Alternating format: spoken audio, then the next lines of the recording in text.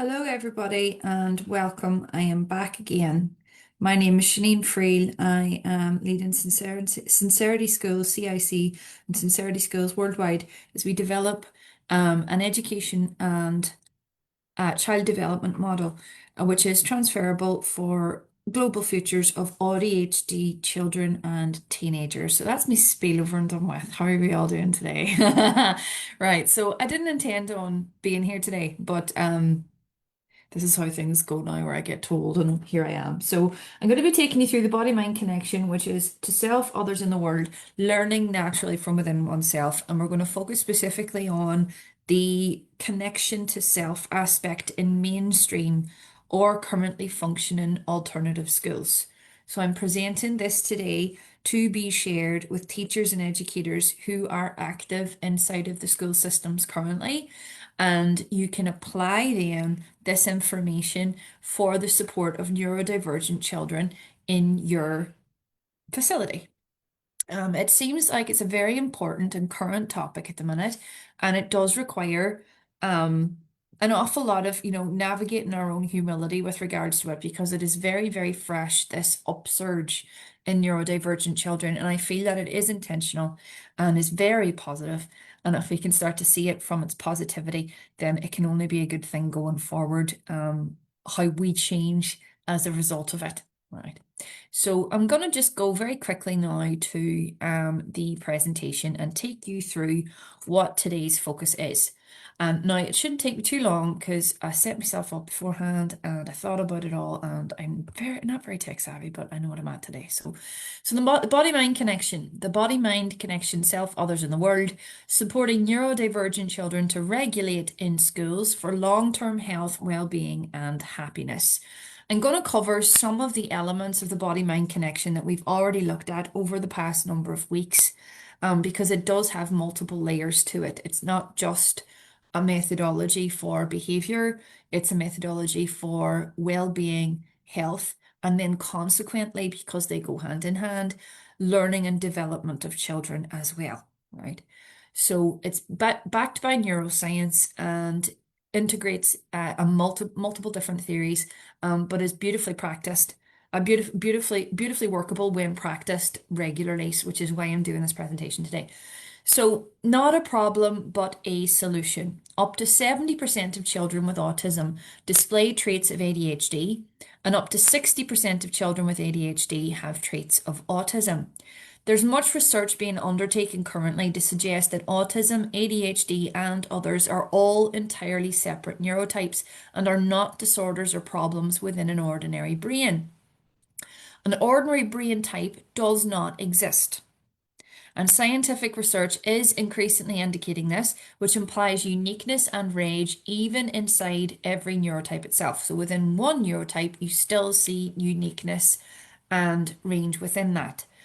So the processes that we use need to remain multidimensional, multifunctional, and have varying different options within them. Keeping it flexible is very important, and the body mind connection is very much about flexibility and looking at the multiple ways a child could be experienced in their reality and how we can support that. So, what is the body mind connection for anyone who's checking in here who hasn't seen any of this before already? It's a theory of child development and also child education, which merges the mental learning and biological processes within a child. Through very specific study of how the neurodivergent brain works, targeting specifically that of the ADHD child, which, as I've already demonstrated, given the statistics right at the beginning, is applicable to most all autistic children and most all ADHD children as well. It's become clear that children experience emotions in a varied, wide-ranging, and unique way. It is indicative of evolution and not damage or misbehavior. It is indicative of evolution and not damage or misbehavior. Right? When we let that land, right, we naturally start to acclimatize to this new information and it becomes accessible to us. So let's give that a second. So, learning and development depend on safety within the child first, last, and continuously. So these are the phases of evolution for neurodivergent children. It should be really interesting for anyone who's working in a facility like this. If you are an educator, get your notepad out, right? Because I'm going to be talking a lot now, and there's going to be a bunch of things to say. So, connection to self. It must be established for clear access to well-being and communication. So, any attempt to communicate, to create well-being that is outside of the body, right, is not going to work unless the connection to self is established first. So disconnects during dysregulation and during unsafe moments through the day. So in a school environment, children can lose this connection to self regularly, or they arrive without that connection, and we then have a responsibility to reconnect them. And I'm going to explain in detail why that's so important later. It can be re-established with time, consistency, and repeated assertion of safety from the environment and trusted adults. Now, connection to others. This is the next phase. A neurodivergent child begins to emerge from themselves and communicate regularly. They begin to self-advocate and communicate needs. They demonstrate learning in relationships and in their schoolwork. This can be disrupted by repeated negative feedback or disrupted attempts to process feelings and emotions safely in rushed environments. So what I'm presenting here is a process, and a child can move through this process in an hour, in 10 minutes, and throughout their life, right? And there are different stages of this depending on what the nervous system is doing and how the neural networks are processing information for them. So connection with the world is the final one here. This is a theory of learning which incorporates nervous system regulation into access of intelligences, and that's multiple intelligences specific to ADHD, where ADHD children have a multiplicity to their intelligence, given the multiplicity of the streams of information that they process every day, and how that can be positively funneled into their development rather than interpreted as a flaw or a difficulty. So we see the pink, the yellow, and the green at the end there. We're seeing a process of healing, in a sense, where the connection between the body and the mind is coming into harmony and balance. A child begins to experience preference, ideas, creativity, and independence. The 10th intelligence for ADHD children begins to emerge. Now, there's not a lot of research around the 10th intelligence, but it's a sense that we have yet to see what the process of the body-mind connection will do for ADHD children and their multiple intelligence streams once all of this comes into full harmony, health, and balance. It's very exciting. So the doctrine of autonomic space and the nervous system. I may have covered a bunch of this before, so if you are seeing this for a second time, I apologize, but it is very important, so I can't leave it out. So Dr. Robert Porges proposed in polyvagal theory that the autonomic nervous system shifted from parasympathetic to sympathetic in a split sense, that there were only two settings. One is the rest and digest setting, which is the parasympathetic, and the other is fight or flight. This would present as a split experience emotionally, which appears to be incapable of improving in the long term. A bipolar experience of emotions which never seems to evolve. This registers in the mind as a good state and a bad state, but it couldn't be further from the truth. The Doctrine of Autonomic Space by G.G. Bernson, 1991, suggests that the sympathetic and parasympathetic nervous system are independent of each other. And the idea of there being a swinging pendulum of emotional state is much too narrow. It states that both sides of the autonomic nervous system are in multiple different gradients of stress and relaxation at once. The outward appearance of one or the other is deceptive. There is a multiplicity to the human emotional experience, which requires multiple approaches to bring the body and nervous system back into balance. Now, why is that balance so important? This is something we need to know. So emotions matter, becoming an active agent. Public perception of emotional expression is currently in the negative, despite the fact that most all individuals today are in a state of non-dissociation, exhaustion, or adaptation to stress, believing it a normal part of life. This means that not feeling is actually indicative of ill health, right? So the not feeling state that we accept as normal is unhealthy. And the neurodivergent child is susceptible to getting into that state. And there are 1,000 different reasons why that's not good. So encouraging, supporting, making space for, and demonstrating for young people that emotions are healthy, natural, and part of the multiplicity of human experience is essential to a healthy and regulated body and to the development of high heart rate variability, to quote Dr. Joseph Delaney in Directive. Now, Dr. Joe and I are part of a collective of people who are developing schools that have neurotype specific directions. Right. So Sincerity School that I am developing is specifically directed towards ADHD children and their specific neurotype. And there are other schools involved in this. And Dr. Joseph Delaney is overseeing the whole thing. He is a neuroscientist and he's brilliant.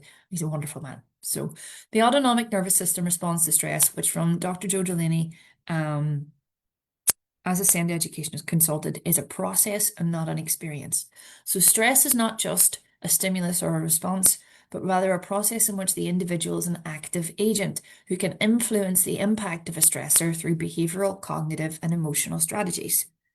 Now, in case you've lost me, or I've lost you, having connection between the body and the mind creates multiple benefits and completely transforms the trajectory for a child's life.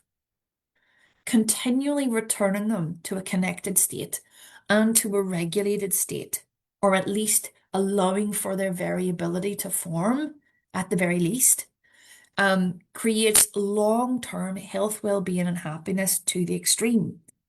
When it is not established, when the body-mind connection is not repeatedly ensured as safe, and that process is not honoured in mainstream schools, alternative schools, or at home, the trajectory for a neurodivergent child's life is vastly different in the negative, right? And I'll talk about that in a second.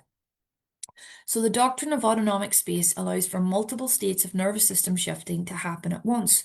And we, as active agents in the process of stress, can bring both sets of nervous systems response into balance.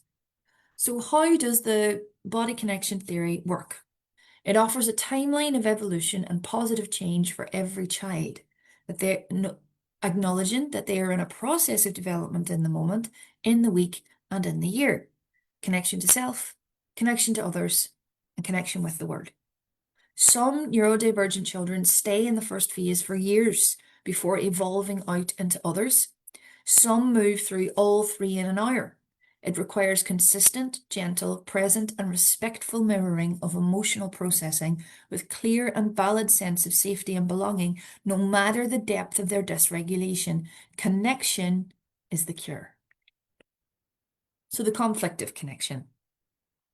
Living with a highly sensitive body and brain is extremely stressful. It is taught all neurodivergent children very early that connection to self is not safe. They are in a constant state of resolving that unsafe feeling, but we as adults can do very simple, very easy, and very important things daily to secure that body-mind connection and thus their well-being long-term. What happens if... Hold on a second, excuse me. What happens if it's not re-established, okay, or not resolved? Children get increasingly more desperate through seeking false compensations externally. These are caused by a buildup of emotional energy stuck in the body. So we start looking, right? The children will start to look for other ways to regulate outside of connecting to themselves and processing their emotions that are unhealthy, which has been unable, and they've been unable to process these emotions due to multiple things having occurred, right? So I'm just going to list the things that cause this disconnect and then talk about the false compensations later. So dissociation and masking are very closely linked, right? When a child dissociates, they are zoning out so as not to feel. And to compensate for that, they will mask, which means they are hiding their true state internally. And this becomes an unconscious process. So they grow up to be adults that are deeply disconnected from their own self and their own needs, which causes adaptive stress response, multiple health problems, and really extreme circumstances later for those who are masking to either compete and control or masking to appease and comply. Both those states occur for them, and it's really, really unsafe. So stress occurs, being rushed, being invalidated, shame about the size of their feelings, extreme people-pleasing tide issues. All of these things are sort of layers upon the same problem, and the problem is emotions that haven't been processed at depth. To give you some statistics around this, autistics have double the risk of developing substance abuse disorders than neurotypical peers. Neurodivergent adults are also 3 times more likely to experience severe depression and suicidal ideation in adult life. It's very serious. Doesn't look like it when they're young, but it is a very big deal. So, to talk about the next things, okay, the next few things here. I can't see the title of that page. Please give me a second. What's the difference between dysregulation and behavior problems? Right. Listen carefully to what I say next. Nothing except our judgment of it. In neurodivergent children, the response is always reactive to internal stress, i.e., the past, i.e., emotions that haven't been processed yet, and caused by nervous system dysregulation. And as a consequence, they are already suffering. If you think of the nervous system like a rattle over a box, the body's the box holding the emotion, the nervous system gets shaken, and everything that's already there comes piling out. It's logical that way when you think of it in that sense. Our job is to find out from the child what caused the dysregulation, listen to them deeply, and validate their real feelings. So false compensations don't occur and they don't suppress emotions, which means more dysregulation later and multiple other problems in adulthood if this becomes an unconscious process. So, what is dysregulation? Just to make it more clear. A neurodivergent child is experiencing emotional intensity caused by sensory overwhelm. So that's when too many things go on at once, confusion, a loss of safety, or an overflow from unfelt feelings previously. As teachers or educators, we are unfortunately taught to gaslight children out of feeling their feelings in order to keep control of a room. And I know this because this used to be me, right? I was an extremely controlled teacher, extremely controlling teacher. And whilst I loved my job and I loved children, I became this automaton or whatever the word is, just this robotic person who had these certain set standards and that children had to meet those standards or I penalized immediately. And this was because of my own dysregulated state internally, because being a teacher has become so fearful, it's become so exhausting, it's become so frightening. It's something that has been monitored to the nth. Staff have no time to regulate themselves, to take breaks, to replenish their own neurotransmitters, to feel restored, to process their own learning. There is not enough positive feedback for the teachers, and as a consequence, their dysregulation becomes hyper control in the classroom. This creates more problems down the line, and especially for the child who will struggle to access anything in their environment without the process of connection restored to them. A dysregulated teacher, even if they externally appear to be in control, cannot model reconnection or safety for a child who reads the energy and doesn't listen to the words. I'll talk about that in a second. The negative feedback loop. A child who is not regulated consistently in school will fall off the learning wheel. When they go quiet, it doesn't mean they're fine now. Neurodivergent children will go into a masking state or a dissociative state if they are forced out of feeling their feelings at depth. And because schools do not give them the room to do that, this is a mass issue, right? This is applying to many of them right now and why their behaviors get more extreme down the line. It's a long-term map that I am providing here. And the problem with schools at the moment is that there is a short-term fix in control and behavior regulation. Control and behavior regulation with these short-term fixes where too many children in one classroom are being taught to conform and behave, is that then this is going to create enormous tensions internally and disconnect on the body-mind level. That means they never reach their potential and they experience all sorts of complications later, which have their root right here. Because their connection to themselves has been proven unsafe over and over and over again, and no trusted adult has modeled comfort, safety and acceptance of their real feelings. They dissociate long term, lash out, become disconnected from peers, and repeatedly experience more and more and more negative messaging from all around them. The emotions have become exiled, major long term problems later. So, false compensations in adult neurodivergence. I can't say adult. I also don't know if adult is the right word. I don't know why I do this. I'm a bit tired at the moment, so my brain will start questioning words and then sometimes gives me cousins of them rather than the correct one, because that's the place I'm in right now. I do apologize if I say things in a convoluted way. I can pull out convoluted, like, that's not a problem. Right. Anyway, addiction and codependency. Extreme perfectionism, attention-seeking behavior or rebellion, all of these are false compensations later on, ways to resolve what can only be resolved internally. They're not feeling their feelings at depth. This is sort of become magnanimous. There's a multiplicity to it. There are many layers, and these are the things that end up happening. Impulsivity and low emotional control, scripting or masking to hide shame or difficulty, burnout, isolation, and loss of self entirely. Serious stuff, eh? Yep. Right. So, connection as the cure. There is currently a conflict between what children need and what is possible in the mainstream classroom. A shift in perspective will change this. Through the body-mind connection process, neurodivergent children become happy, healthy, innovative, and self-sourcing. They are sensitive in positive and altruistic ways, and by flipping our priorities in the classroom, they begin to flourish, which is wonderful. So making time for emotions, making time and room for emotions. Teachers and staff have limited time. The children, as it stands currently, need more of it. And the only way to improve behavioural and education outcomes is to give them what they need. Because we look at this long term, we have to keep children in the process of connection in order for them to access anything we throw at them. Disconnected children will not flourish or evolve. And these children are disconnected. Why? Because we have not reconnected them safely to themselves and then allowed them to develop into a state where connecting with us and the world is then possible. We can't bypass any of these steps, and they certainly can't either.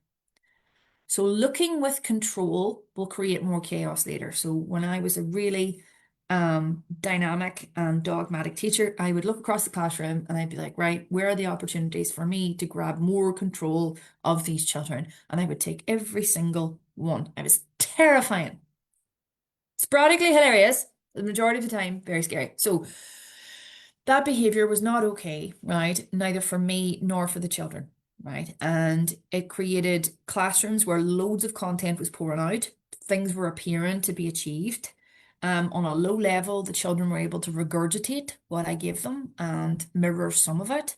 But were they actively engaged with it long term? Were they being innovative, creative, empowering, and empowered? No. Were they showing independent thought? No. Were they being obedient? Yes. Did they lose themselves? Yes. Looking for connection will give greater long-term outcomes.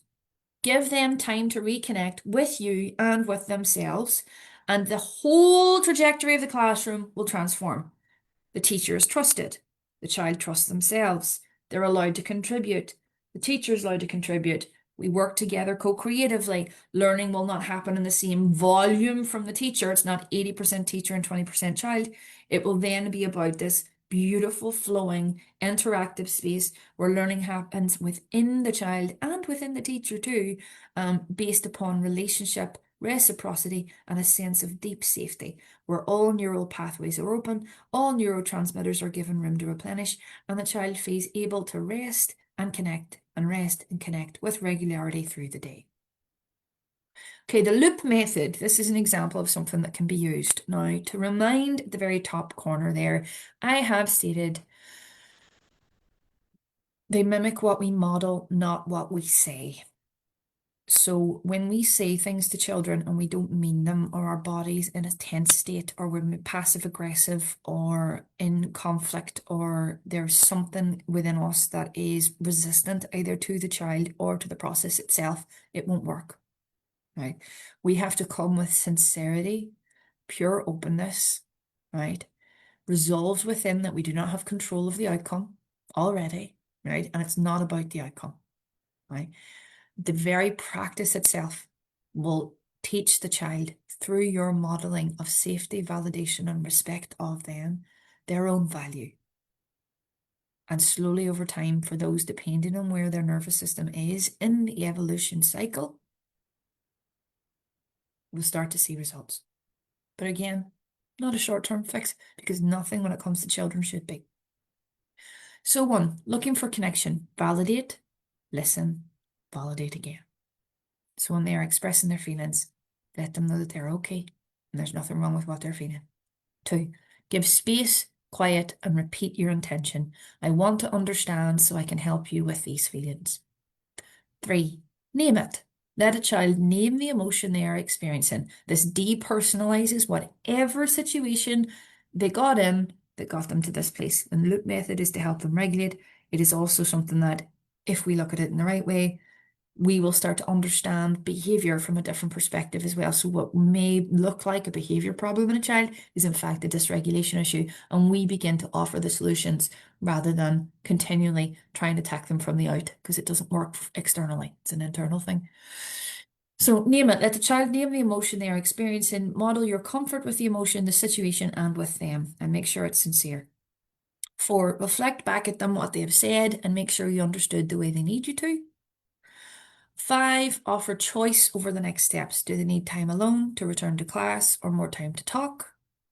Do they want to delve a little deeper? What is it they need? Allow them to access their need without rushing them. Repeat this until it's resolved. Trust and connection restored.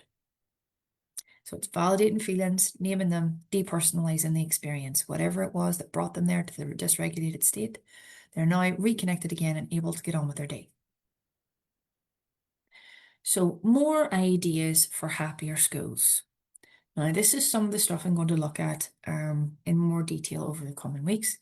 The default mode network. This is the background setting for children and adults, which actually allows for deeper learning and integration. And there is none of it happening in schools currently. Right? Default mode network is not allowed. Right? It is active during rest, art, and play. Extended rest and extended art and extended play. Even better if outside. Time left alone just to rest and not think is essential for healthy learning and brain function. Drawing, walking, doing nothing, all necessary. All very, very necessary. Emotion processing.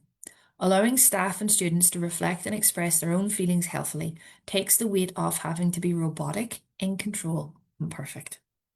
Children learn from this, and so do we. A safe space knows its strengths and owns its errors. That's what makes something safe. Green time. Studies have shown children and adults need green time in quiet nature to replenish lost neurotransmitters, which are essential for healthy learning and brain function. Breaks outside in the trees, anyone? I suggested this recently and in a school setting, and they did not take any of that. There is no time for going outside because they don't understand, right? This is literally something we as human beings deeply, intensely need. Sensory safe rooms, a place to go where we don't have to do anything, where noise is limited and comfort is paramount. Not even robots can work all day in busy and noisy spaces. So next time I will look at connection to others through the BM connection and schools, also looking at learning potential and what schools can put in place now, right, to restore nervous system function inside of classrooms and to avoid dissociated, dysregulated and unhappy neurodivergent children. Stop my share. I stopped my share. How do I stop my share? How do I stop share? There it is. There's the button. Okay. All right, so that's me done for today. I hope this was helpful. My name is Seanin Friel. If you'd like to get in touch with me or you'd like me to come in and talk to you or to your school or to any facility where you're dealing with education of children, particularly neurodivergence, please get in touch in the details above or underneath. I'd be very happy to hear from you. Thank you very much. Bye.